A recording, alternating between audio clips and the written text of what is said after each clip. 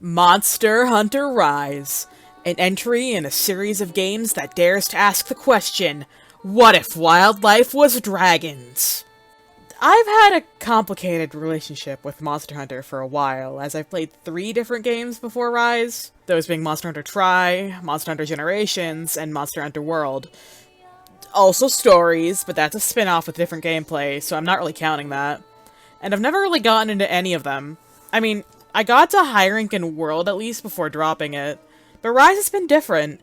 It's been a game that I've found myself actively coming back to and wanting to play. So what better thing to do than to discuss why I like this game, and whether or not you should try it too, if you haven't played Rise already. And before we start, to make one thing clear, I'm nowhere near done with this game yet. I'm only Hunter rank 7 and around 50 hours in as of time of writing this, and there's still plenty of things I haven't experienced yet, including the entirety of Rise's DLC Sunbreak. With that out of the way, let's get started. When you first start up Monster Hunter Rise and you make a new game, you are instantly taken to character creation, and as someone who enjoys character creation, it's pretty good, and has a decent amount of depth, including everyone's favorite customization option, heterochromia. After you finish that, you're taken to customize your first Palamute and Palico, your animal hunting companions that'll be with you throughout the game, of which you can get more of later if you want, but these 2 are your first, and the game forces you to customize them. After you're done with customizing, you're thrust into a cutscene. There's not too many cutscenes, mainly just ones that play when you enter a new locale for the first time, or when you hunt a new monster for the first time, and the cutscenes that play after you finish an urgent Rampage quest. Once you're out of that, the only thing that really matters in the cutscene is the information that there's another rampage starting. You're thrust into Kamura Village, the hub area for the game. Throughout the village, there's the merchant, the blacksmith, the buddy blacksmith, the place where you eat dongo for buffs during a hunt, and the quest maiden that allows you to go on village quests. There's also the gathering hub, a place that has all the facilities Kamura Village does, but condensed into a smaller place, but where you go on hub quests instead of village quests. And the buddy plaza, where you do things with your buddies. And by buddies, I mean Palicos and Palamutes. I'd complain about mainly going from the Gathering Hub to the Buddy Plaza, but you can teleport throughout the village and also ride your Palamute, so getting around isn't a big deal. If I'm being honest, the Gathering Hub is the place that matters the most since there are only so many village quests, which you should probably still do, as finishing those will also progress your hub quests. And once you're done with those, you can only progress by doing hub quests. The village quests are also essentially just all of low rank, and in my opinion, the game really doesn't start until high rank anyways, because once you start high rank, you have to essentially fight everything you've already hunted, but harder now. Although, early high rank is still really easy in my opinion, because even if it's a higher rank Great Izuchi, it is still a Great Izuchi, the first big monster you fight in the game, and it doesn't really get any more complicated. Unlike other monsters, which do. The multiplayer isn't that complicated either, on Steam anyways, but it also isn't the simplest. To connect to a friend's lobby, you have to either use Steam to join them or have them invite you, then go to the Mailcat and accept the lobby invite from there. I kind of wish we could cut out having to go to the Mailcat, but it's not that big of an issue. There's also the equipment chest, where you can change your armor and weapons. Now, with weapons, there's a lot of variety, with 14 different weapons to choose from, all with distinct things that they do. There's the Great Sword, Long Sword, Sword and Shield, Dual Blades, Lance, Gun Lance, Hammer, Hunting Horn, Switch Axe, Charge Blade, Insect Glaive, Light Bowgun, Heavy Bowgun, and Bow. And that's not the only thing you get to bring into battle. You also have consumables, like your standard health recovery, items that help recover your max stamina as it lowers throughout the fights, your plethora of items that help with status effects, different types of bombs, and traps for capturing monsters. But you also have your buddies and wire bugs. In terms of buddies, you can bring 2 into every hunt, provided you're not in a multiplayer lobby. If you are in a multiplayer lobby, each player gets to bring 1 buddy. Usually you'd want to bring in a Palamute and Palico, as each have benefits. Palamutes are your big dogs that you can mount to move faster. Palicos have more variety, as there's different types: healer, assist, fight, bombardier, and gathering. I personally use a healer, since the utility is pretty good in the midst of a fight. Wire bugs are these little guys that essentially give you a lot more movement than you would otherwise. You can use them to jump farther and higher, and even use them in types of attacks called Silkbind attacks. I'll elaborate on why you would want to use Silkbind attacks later. Now let's get into the big stuff. The monster hunts themselves. Every monster is essentially a boss fight in and of itself, and I love that. I mean, like, I think in terms of gameplay, bosses have always been pretty engaging to me, so a game that's just kind of full of them is a dream. And all the monsters I've fought so far have been pretty unique too.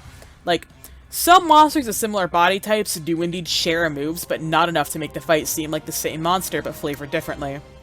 Even the great varieties of monsters, such as the Great Izuchi, Great Rogi, and Great Baggy, have a good amount of differences aside from the elements and appearance. Monsters themselves are fun to fight. They have such a variety of attacks and creative ways they use them. For example, I'm pretty sure Magnamalos use their hellfire to explode themselves into the air so that they can land on you and explode again. Or they'll launch you into the air with an attack and use their hellfire to explode up after you to follow up. And then there's the Mizitsune, with this soap-like fluid that they use to slide around as they shoot out a beam of water. I don't have footage of this one, but something else I enjoy is Gosharog walking slowly up to you if it stuns you to execute you with its ice sword arm. To be fair, it will not instantly kill you, but it'll definitely do a lot, and you can only get stunned by getting hit by a monster too much, so you'll already be damaged. It'll probably kill you. Despite not talking and not really being anything more than wildlife in the world of the game, the monsters also just have so much personality, and you don't really hunt them out of cruelty either, to be clear. You hunt them in the game because they're in-world, being a pest or danger to the people who live around them. Some monster species aren't even fought for this reason, an example of which would be female Mizitsune. As the males are the only ones that become aggressive enough to become a threat, you only ever see the males in-game. And gameplay aside, monsters themselves aren't just magical beasts that happen to be around. Now, that's not saying they could theoretically exist in our world, but each monster is biologically sound in the world they exist in, and have bodily functions which enable them to have the attacks that they do. They also don't exist in the world purely to be hunted. While this is better shown in games such as Monster Hunter World, monsters do generally just vibe if they're left alone, and you can see them do things independently of trying to kill you, such as eating and sleeping, two actions that they will engage in if injured. Monsters also aren't in the same state all fight. They can, of course, get interrupted or fall down into a vulnerable state if hit with a strong enough attack, but they can also become angry and energized, and also tired. Monsters, when angry, are faster and may have certain attacks that they may not otherwise use. You can usually tell if they're angry by how hard they're breathing. When tired, monsters are much slower, and certain attacks, such as their elemental ones, will not even work. Other monsters have different states that they can apply to themselves that are specific to them, such as the Magnamalo's hellfire starting to build up and Mizitsune becoming soapy. After a while staying in an area, fighting or not, a monster will decide to run to a different one. Monsters also don't get along with each other, and if they happen to move to the same area as a different monster and they are currently aggroed, they will switch their attention to the other monster and attack them. Something else. With certain combinations of monsters, the two will engage in a turf war, which is a special animation between the monsters, while they'll fight in a much more involved way than normal. Again, these were a lot better in Monster Hunter World, but it's nice to see that they're still here. When a monster attacks another monster, or if you deal enough damage with Silkbind attacks, a monster will go into a state where you can mount it. Now, mounting monsters is pretty cool with a little weird to control.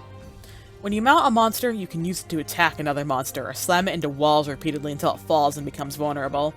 You can even slam a monster into another one to make that monster become mountable if you want. After attacking another monster with the one you have mounted, you'll charge up a bar, and when it's filled, you'll be able to do a Mounted Punisher, which is a stronger series of attacks that'll knock down the opposing monster, giving you a chance to follow up too as you dismount.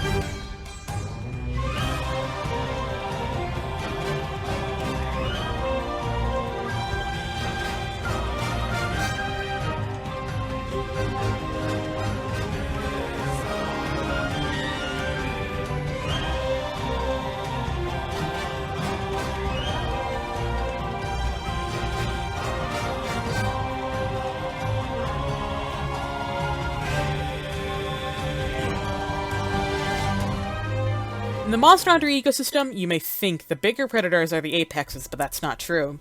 The title of apex belongs to the monsters that belong to the category of Elder Dragon. Now, I've only ever fought one Elder Dragon, and it's not in the typical hunt fashion because it's during a rampage. More on those later. But man, oh man, was it something else. Wind Serpent Ibushi was interesting to say the least. The man was surrounded with an air of mysteriousness, and also his attacks were interesting.